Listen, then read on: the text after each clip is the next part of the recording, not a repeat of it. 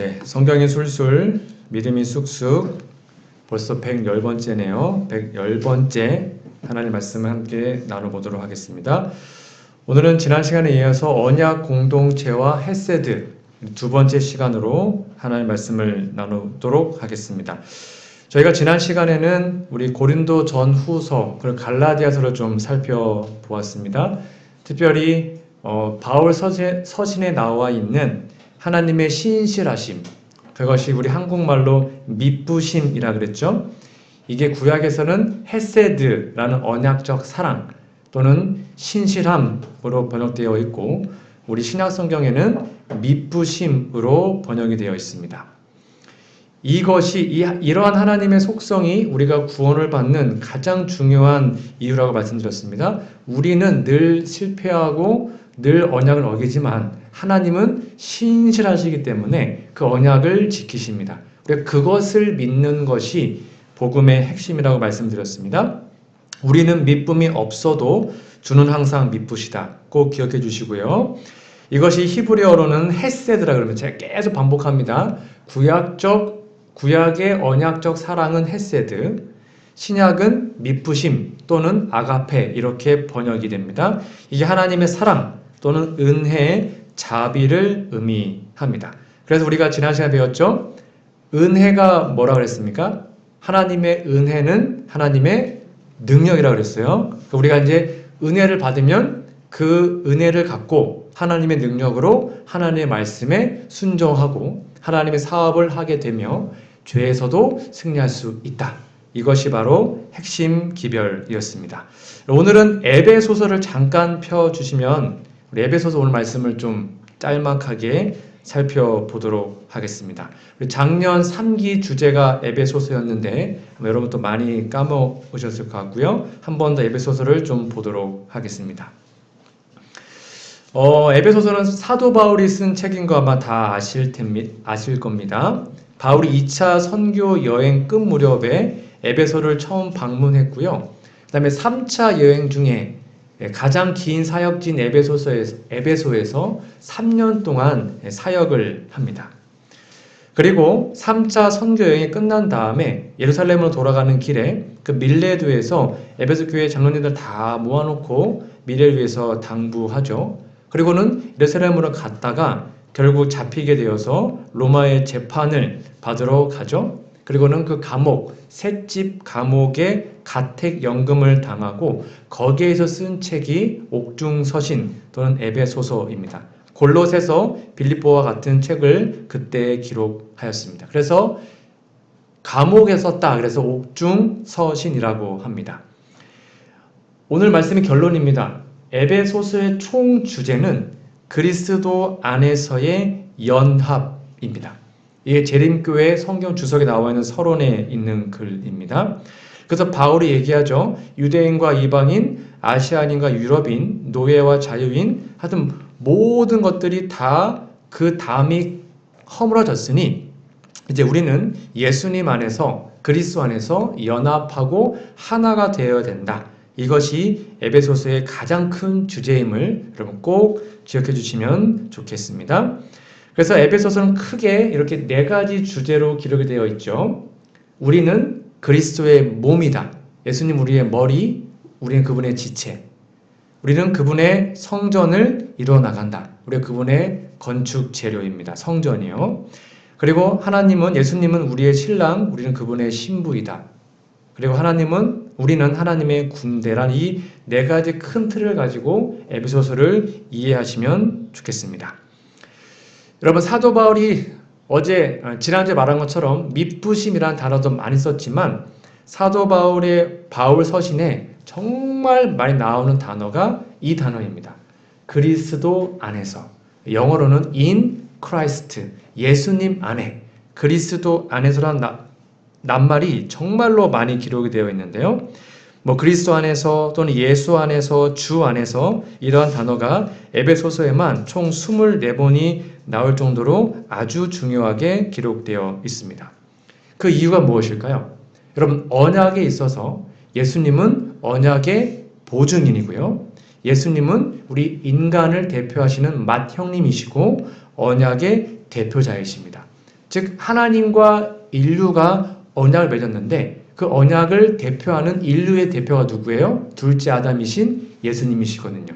그러니까 언약적으로도 언약 대표자 안에 있는 것, 그리스도 안에 있는 이 사실이 구원의 전부입니다. 우리가 왜 죄를 짓고 왜 우리가 쉽게 말하면 죄인이 되었습니까? 우리 선악과도 안 먹었잖아요. 근데 모든 인류가 아담 안에 있었습니다. 아담 안에 있었고 아담이 인류의 대표자였죠. 그러니까 아담이 선악과를 따먹었기 때문에 모든 인류가 죄를 지은 겁니다. 우리의 의지와 상관없이. 같은 개념입니다. 우리가 예수님 안에 거하면 우리가 뭔가를 잘해서 거하는 것이 아니라 그분의 안에 거했기 때문에 그분의 언약 대표자로 하나님 언약을 맺으시고 우리는 그분의 귀한 구원을 선물로 받는 것이죠. 성경은 끊임없이 우리에게 이 사실을 말해줍니다. 우리가 예수님 안에서 택함을 받았다. 언제요? 여러분 에베소 1장 4절입니다. 여기 파란 글씨를 쫙 그려오시면 됩니다. 우리가 예수님 안에 언제 선택을 받았습니까? 우리가 태어날 때요? 우리가 침례 받았을 때요? 우리가 교회 나왔을 때? 아닙니다. 성경은 말합니다. 언제요? 창세 전에. 우리가 이 지구가 만들어지기도 전에 우리는 이미 그리스도 안에서 우리를 택하셨습니다. 우리를 그의 사랑 안에서 그 앞에 거룩하게 하고 흠이 없게 하시려 우리를 선택하셨습니다. 그러니까 이거는 무조건적인 용서이며 무조건적인 은혜이죠. 이미 우리를 사랑하셔서 그분의 자녀로 선택하십니다. 언제요? 창세 전에. 이게 우리가 지금까지 배워왔던 영원한 언약, 창세 언약, 하늘에서 아버지와 아들 사이에 맺었던 그 언약이 여기 나와 있는 것과 같은 단어입니다. 그래서 1장 13절입니다. 그 안에서 너희도 진리의 말씀, 곧 너희의 구원의 복음을 듣고 그 안에서 또한 믿어 약속의 성령으로 인치심을 받았다. 우리가 택하심을 받고 내가 지금 구원을 받았다라는 것을 뭘 통해서요? 성령을 통해서 그 보증으로 인치심 우리에게 성령을 주시사 넌 내 거다 라고 하나님이 말씀해 주신 겁니다. 그래서 그분 안에서 우리는 십자가에 죽었고 그분 안에서 부활하였고 그분 안에서 이미 하늘의 보좌에 앉아 있는 겁니다. 이게 엄청난 사실인데요. 여러분 이렇게 기록되어 있습니다. 에베소서 1장 6절입니다. 이는 그가 사랑하시는 자 안에서 예수님이잖아요. 우리에게 거저 주시는 바 그의 은혜의 영광을 찬송하게 하려 하시는 것인데 그 이유가 무엇이냐? 자 이제 2장 6절로 가보시면 놀라운 말씀이 기록되어 있습니다. 예수님이 죽으셨고 부활하셨단 말이에요. 그것을 우리에게 그대로 적용하십니다. 6절 또 함께 일으키사 그리스도 예수 안에서 계속 반복되죠. 함께 하늘에 앉히시니 여기 이 시제가 뭘까요? 앉힐 것이다가 아닙니다. 미래가 아닙니다. 이미 앉아 있는 거예요. 완료형입니다. 그러니까 우리가 예수님 안에 거하고 믿음으로 그 언약 보증인을 진심으로 믿으면 하나님 볼 때 우리는 이미 어디에 앉아 있는 거예요? 하늘 보좌에 앉아 있는 거예요. 구원의 완성을 이루어서 앉아 있는 그게 문법적으로 그래요. 현재 완료입니다. 이미 앉힐 것이다. 미래형이 아니고 앉아 있는 것입니다. 이게 어떤 개념이냐면 여러분 구약 당시에는요. 그 왕들의 의자가 어떤 의자였냐면 여러분 같은 의자였다고 합니다. 여러분 같이 의자가 낄달했대요. 그러니까 이게 단상 의자처럼 혼자 하는 의자가 아니고요. 구약 당시에 이스라엘 왕들의 의자는 이렇게 길다랬습니다. 그래서 왕이 이렇게 앉아 있어요. 그러면 왕이 어떠한 사람을 불러서 왕과 같은 큰 특권이나 어떤 축복을 베풀 때 그 사람을 자신의 의자에 함께 앉힙니다. 의자가 기니까 내가 앉아 있고 평소에 앉아 있다가 왕이 일로 와봐 하고는 옆에 앉히는 거예요. 그게 엄청난 특권이거든요. 이게 그 말이에요. 지금 예수님은 하늘의 보좌에 앉으셨죠? 그렇죠? 근데 그 보좌에 우리와 어떻게 해요? 함께 우리를 거기에 앉혀주신답니다. 이거는 엄청난 특권입니다. 왜요? 우리가 인류의 대표자 예수님, 언약 대표자 예수님 안에만 있으면 우리는 하늘 보좌에 지금 앉아 있는 거예요. 7절, 이는 그리스도 예수 안에서 우리에게 자비하심으로써 그 은혜의 지극히 풍성함을 오는 여러 세대에 나타내려 하심이다라고 우리에게 설명하고 있는 것이죠. 그러니까 예수님이 창세 전에 우리를 선택하셨습니다. 예수님이 언약 보증인으로 우리 대신 죽으셨습니다. 예수님이 우리보다 먼저 언약의 대표자로 부활하셨습니다. 그리고 하늘로 올라가시고 하늘에서 지금 하나님의 보좌 우편에 앉아 계십니다. 이 모든 것들을 우리에게 뭘로 주신다고요? 선물로 주시는 거예요. 우리가 뭘 하면 그분 안에 거하고 믿음으로 그분을 나의 언약주로 믿으면 이 모든 선물이 예수님의 그 생의 모든 축복이 우리에게 그대로 선물로 들어오는 겁니다. 이게 구원의 핵심이에요. 그래서 이렇게 설명하고 있죠. 에베소서 2장 8절입니다. 함께 읽어볼까요? 시작. 너희는 그 은혜에 의하여 믿음으로 말미암아 구원을 받았으니 이것은 너희에게서 난 것이 아니요 하나님의 선물이라.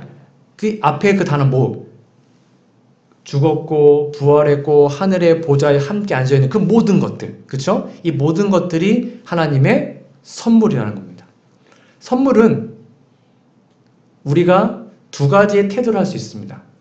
받을 수도 있고요, 그렇죠? 그 선물을 뭐 할 수도 있어요? 거절할 수도 있습니다. 우리의 자유죠. 근데 뭐만 하면 되는 거예요? 받기만 하면 그 모든 선물은 우리의 것이 되는 겁니다. 에베소 교인들은 그리스도 밖에 있었고요. 언약의 외인들이었죠. 바로 우리들도 하나님과 원수된 자들이었고 언약 공동체에 들어갈 수 없는 이방인이었고 죄인이었습니다. 근데 그러한 모든 담을 예수님이 다 헐어버리신 겁니다. 에베소서 2장 13절, 12절부터 14절에 있는 말씀을 보실까요?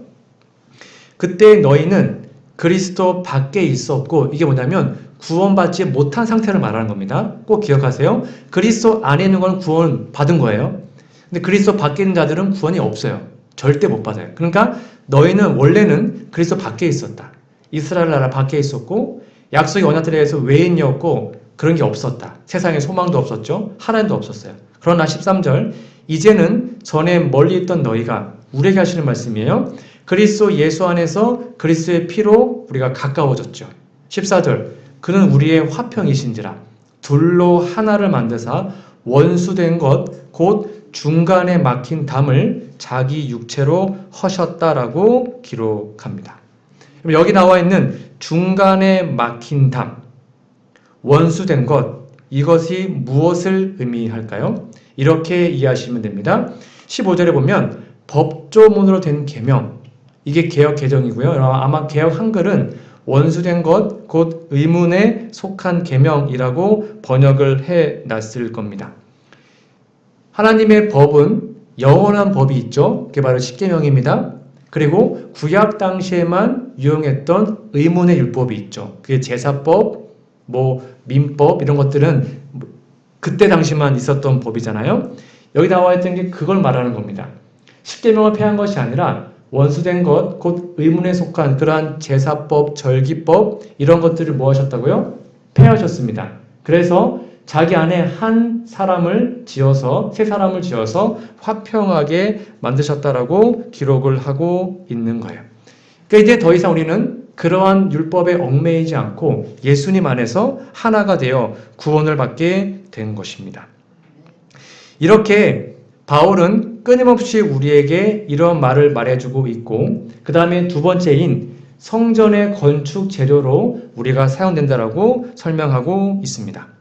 그럼 제가 성경 이 언약을 공부하면서 하나님의 나라를 집을 짓는 것으로 비유했다 설명드렸죠. 아마 기억나실 겁니다. 하나님의 나라는 집을 짓는 것입니다. 기초를 쌓고 벽을 올리고 집을 짓는 것이 하나님 나라의 핵심인데요. 구약의 선지자들이 말했던 예수님이 친히 모퉁이 돌이 되셨다라고 기록을 하고 있습니다. 자, 오늘 그 얘기를 또 이어서 해보겠습니다. 에베소서 2장 20절에서 22절에 보면 이런 말씀이 있습니다. 너희는 사도들과 선지자들의 터 위에 세우심을 입은 자라 그리스도 예수께서 친히 모퉁이 돌이 되셨다고 말하고 있고요. 그 다음에 중요합니다. 그 안에서 건물마다 서로 연결하여 주 안에서 성전이 되어 이제 우리들을 말하는 겁니다. 우리가 돌 하나하나인데 우리가 연결되어서 성전이 되어가고 있어요.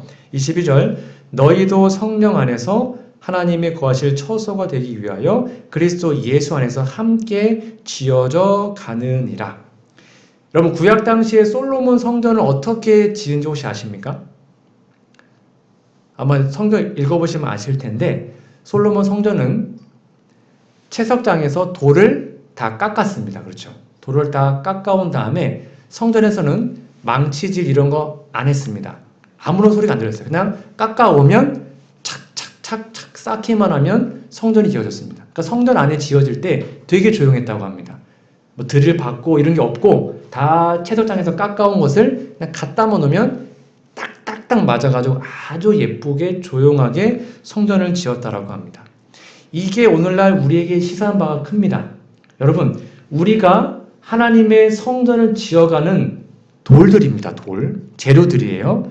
예수님은 모퉁이 돌이에요. 그렇죠? 예수님이 기초가 되시고 우리가 그 하나님의 성전을 영적으로 쌓아가는데 이 교회에 딱 맞는 맞춤형 돌이 되기 위해서는 뭐가 필요한 겁니까? 채석장에서 깎이는 경험이 필요한 겁니다. 이해되시나요? 그래서 우리의 삶에 모난 품성들이 이렇게 똑바르게 되어가지고 딱 맞춰야 되는데 삐쭉삐쭉 이렇게 뭐가 나와 있으면 거기다 집어넣을 수가 있어요? 없어요? 못 넣는 거예요. 그래서 하나님이 우리의 모난 품성을 뭐 하시는 겁니까? 때로는 고난을 통해서 어떤 시련을 통해서 깎으시는 거예요. 그 우리를 위해서 그러는 거예요. 깎아내서 뺀질하게 빳빳하게 아주 예쁘게 되어야지만 성전에 착착착 들어가거든요. 솔로몬 성전 지은 것처럼. 근데 계속 우리가 이렇게 삐죽삐죽 나와 있으면 우리를 가지고 하나님의 성전을 지을 수가 없는 거예요. 이게 그 말이에요. 건물마다 서로 연결하여 주 안에서 성전이 되기 위해서는 깎여 나가야 합니다. 우리의 나쁜 품성들, 나쁜 버릇들, 우리의 모난 모든 부분들이 하나님의 은혜로 말씀과 기도로 때로는 고난으로 시련으로 예쁘게 깎여 나가는 거 좀 그게 고통스러울 수 있습니다. 근데 그걸 통해서 우리가 주 안에서 연결될 수 있다는 사실을 기억하시고 왜 내 삶에 이렇게 고난이 올까? 또는 힘들까? 그거는 하나님이 나를 예쁜 돌로 지금 만들고 있구나. 그렇게 이해하시면 되겠습니다. 그게 이제 집 짓는 것의 핵심 포인트이고요. 그리고 에베소 1장 23절과 4장에서는 우리에게 이렇게 설명하고 있죠. 예수님이요. 1장 22절입니다. 교회의 머리가 되신다라고 나와 있고 23절 교회는 그의 몸이다라고 분명히 우리에게 설명하고 있습니다. 그런 다음에 에베소서 4장 15절 16절 이렇게 설명되어 있습니다. 오직 사랑 안에서 참된 것을 하여 범사에 그에게까지 자랄지라 그는 머리니 곧 그리스도라. 그에게서 온 몸이 각 마디를 통하여 도움을 받음으로 연결되고 결합되어 각 지체의 분량대로 역사하여 그 몸을 자랑하게 하며 사랑 안에서 스스로 세운다라고 기록되어 있습니다. 아마 이 얘기는 여러분 수도 없이 들으셨을 겁니다. 예수님은 우리의 머리, 우리는 그분의 지체입니다. 그러면 지체가 하시는 것은 뭐밖에 없습니까? 머리가 시키는 대로 순종하는 것입니다. 그리고 지체들은 서로 높고 낮음이 있습니까? 가치의 경중이 있습니까? 없습니다. 여러분 손이 더 중요합니까? 발이 더 중요합니까? 둘 다 중요한 거. 왜냐하면 하는 역할이 다르기 때문입니다. 귀와 입과 코가 다 중요하지만 역할이 다 다른 것처럼 너는 왜 못 듣냐 이렇게 서로 비판하고 비교할 필요가 없어요. 우리 모두는 하나님의 아들 예수님의 지체이기 때문에 내가 잘하는 게 있고 저분이 잘하는 게 있고 저분이 잘하는 게 있는 것이죠. 비교할 것도 없고 서로 욕할 것도 없습니다. 서로 연합하고 하나가 되면 되는 것입니다. 서로 인정해주고 도와주면 되는 것이죠. 결론은 우리는 그분의 몸이기 때문에 머리 곧 예수님의 뜻 안에서 복종해야 된다. 이것이 바로 에베소서의 중요한 핵심임을 여러분 다시 한번 기억하시면 좋겠습니다. 자, 그 다음에 이제 5장 이야기가 오늘 좀 공부하면서 마음에 찔리기도 하고 또 마음에 큰 감동을 좀 받은 내용인데요. 하나님과의 언약 관계도 참 중요하지만 하나님은 이제 실생활, 우리가 그리스도인으로서 실제적으로 살아가는 인간관계에서 무엇이 중요한지를 설명하고 있습니다. 첫 번째 예가 바로 아내와 남편인데요. 여러분, 결혼관계에서 누가 언약주의고 누가 언약종일까요? 언약적으로. 남편이 언약주가 되는 것이고요. 아내분이 언약종이 됩니다. 열받지 않으십니까? 왜 난 종이고 왜 남편은 주야? 그래서 많은 남자들이 절 포함해서 이 얘기를 되게 좋아하죠. 아내들이여 자기 남편에게 복종하기를 주께 하타라. 이거 봐 말 잘 들으라고. 예수님께 복종하라 하잖아. 그러면서 말해요. 23절 남편이 아내의 머리됨이 그리스도께서 교회의 머리됨과 같다. 그러니까 교회의 주인이 예수님이잖아요. 그것처럼 아내의 머리가 남편이다. 말 잘 들어. 이렇게 말을 많이 해요. 많은 분들이. 그가 바로 몸의 구주시니라. 그러므로 교회가 그리스도에게 하듯 아내들도 범사는 뭡니까? 무슨 일을 하든지 언제든지 자기 남편에게 복종해라. 그래서 남자들은 요것만 좋아합니다. 야, 이렇게 해서 말 안 들을 때 이렇게 탁 들이밀고 종종 하죠. 여러분, 이 말씀을 들으면 우리 아내분들은 좀 기분 어떠십니까? 막 감사합니까? 아니면 열받으십니까? 남자분들은 이 말씀 들으면 역시 남자가 이러실까? 아니면 좀 부담이 되시는지요? 여러분, 저는 처음에는 그렇게 이해했는데 오늘 말씀 공부하면서 이게 진짜 좋은 게 아니구나 생각을 해보게 되었습니다. 왜냐하면 여러분, 남편이 아내의 머리라고 하는 것이 이 베드로서에도 이렇게 설명하고 있는데요. 잘 보십시오. 베드로전서 3장 5절 6절에 보면 전에 하나님께 소망을 두었던 거룩한 부녀들도 이와 같이 자기 남편에게 순종함으로 자기를 단장했다. 그래서 아이고 봐. 남편에게 순종하는 건 자기를 이렇게 단장하는 거다라고 말을 하죠. 그러면서 6절 사라가 아브라함을 주라 칭하여 순종한 같이 너희도 선을 행하고 아무 두려운 일도 놀라지 마냐면 그의 딸이 된 것이다라고 얘기를 하면서 남편들이 많이 이렇게 얘기를 해요. 여러분, 그런데 이 말씀만 보시면 안 됩니다. 절 포함한 우리 남자들이 정말 목숨 걸고 순종해야 되는 말씀이 이 말씀입니다. 에베소서 5장 25절입니다. 하나님의 뜻은 아내가 남편에게 복종하는 것이 먼저가 아닙니다. 그거는 결과예요, 결과. 여러분, 우리가 예수님께 복종했기 때문에 예수님 우리 위해 죽으셨습니까? 아니잖아요. 예수님 우리 위해서 죽으셨기 때문에 그 사랑이 너무 감동하고 감사해서 자발적으로 순종하는 거잖아요. 이게 그 말이더라고요. 에베소 5장 25절에 보면 남편들아 아내 사랑하기를 그리스도께서 교회를 사랑하시고 그 교회가 우리잖아요. 우리 각 자신. 우리를 위하여 자신을 주신 같이 하래. 무슨 말입니까? 예수님이 십자가에서 달려 자신의 모든 걸 희생해서 우리 위해서 죽으신 것 같이 아내를 어떻게 사랑하라고요? 자신의 모든 걸 다 바쳐서 목숨 바쳐서 생명을 걸고 아내를 사랑하라. 그렇게 아내를 섬겨라 라고 말하고 있는 거예요. 근데 많은 남자들이 요건 안 합니다. 요건 안 하고 복종하라니까 그러니까 복종을 안 하는 거죠.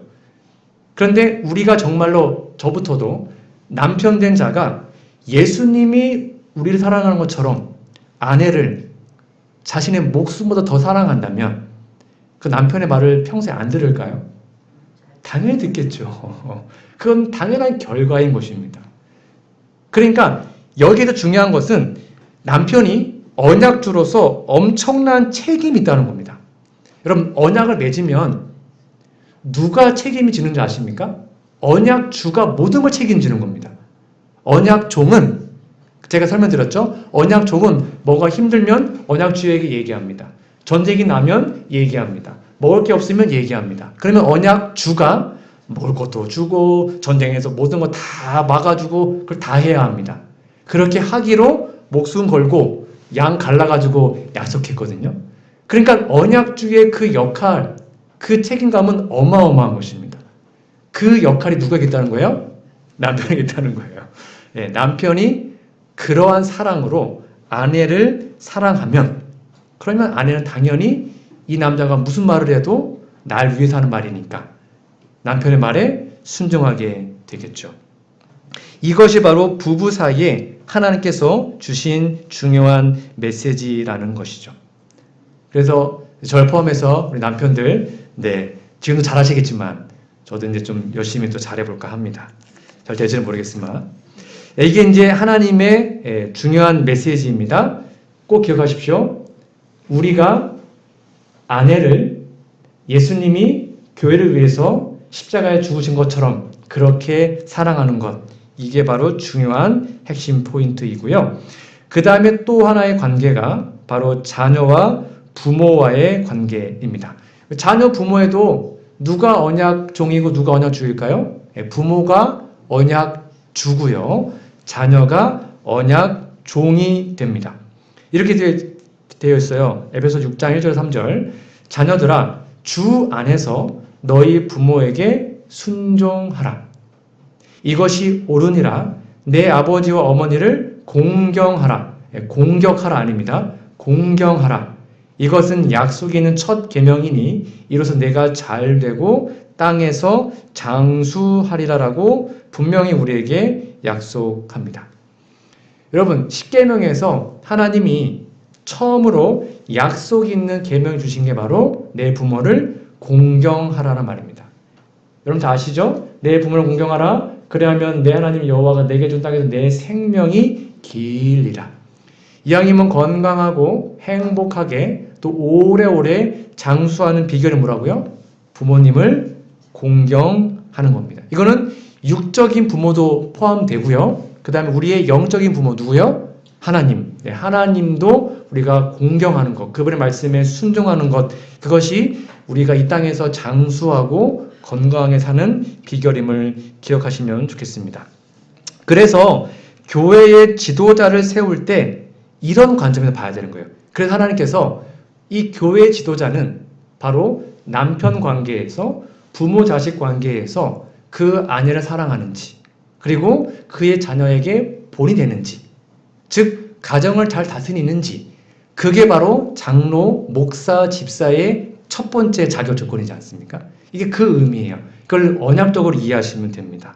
그래서 이렇게 써있죠. 디모데전서 3장 2절에서 5절입니다. 그러므로 감독은 이거는 목사와 장로님 다 포함합니다. 한 아내의 남편이 되며 근데 다 이해되시죠? 이 아내를 목숨보다 더 사랑하고 그 말이죠.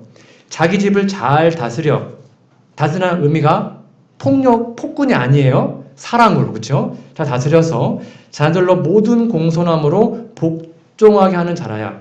너 말 들어 이게 아니라 아빠 엄마가 아이를 사랑하니까 자발적으로 자녀들은 순종하겠죠. 그러면서 5절 말합니다. 사람이 자기 집을 다스릴 줄 알지 못하면 어찌 하나님 교회를 돌보겠냐. 이게 첫 번째 조건이었고요. 집사와 똑같습니다. 집사들은 한 아내의 남편이 되어 똑같습니다. 아내를 그만큼 사랑하는 것이죠. 목숨보다. 그리고 자녀와 자기 집을 잘 다스리는 자다라고 얘기하고 있는 거예요. 그래서 하나님이 볼 때 가장 중요한 신앙의 핵심이 무엇인가?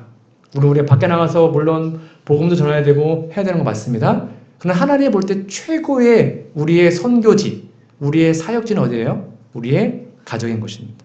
그러니까 우리의 가정에서 언약주로서 정말 사랑으로 그들을 다스리고 그들을 목숨보다 더 귀하게 우리의 자녀들과 우리의 배우자를 사랑하지 않는 자는 쉽게 말하면 그리스도인이 아니라는 거예요. 하나님이 볼 때. 이게 첫 번째고 가장 중요한 하나님의 일꾼의 모습인 것이죠. 이러한 아름다운 모습이 다시 한번 우리의 모습 속에 새겨지기를 간절히 소망합니다. 그리고 하나 더 이렇게 얘기하면 이제 사회생활 말하는 겁니다. 제가 지금 부모 자식 간에 했고요. 부부 간에 했습니다. 하나님 마지막으로 이렇게 설명합니다. 에베소 6장 5절에서 7절입니다.